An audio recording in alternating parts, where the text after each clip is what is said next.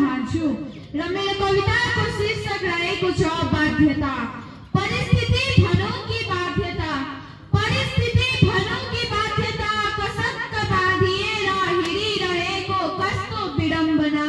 च्वाट्टै छोड्न पनि नसक्ने, निरन्तरता दिन पनि नसक्ने। अघि बढौँ त कसरी बढौँ, अघि बढौँ त कसरी बढौँ, कसैलाई सोध्न पनि नसक्ने।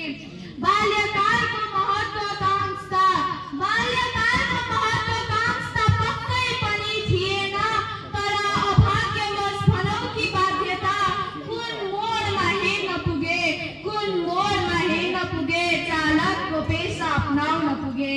टाउको भरि ऋण र परिवारका मिठा सपना बोकेर, टाउको भरि ऋण र परिवारका मिठा सपना बोकेर जीवनको लक्ष्य खोज्न पुगे।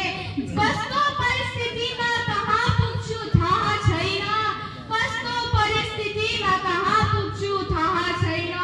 मनभरि आशा र विश्वास अझै पनि मर्न सकेको छैन, मनभरि आशा र विश्वास अझै पनि मर्न सकेको छैन।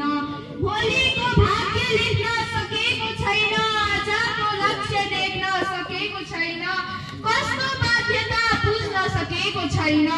दिनरात खटेर जमाएको धन, दिनरात खटेर जमाएको धन ट्याक्स दिन पुगेको छैन।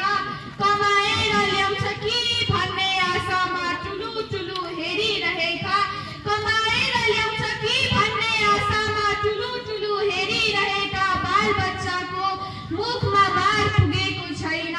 कस्तो युवा अवस्था, कस्तो युवा अवस्थादेखि अपनाएको पेसा आधा जीवन डलिसकेछ। धन कमाएर धनी हुने सपना सपनै भएछ, धन कमाएर धनी हुने सपना सपनै भएछ।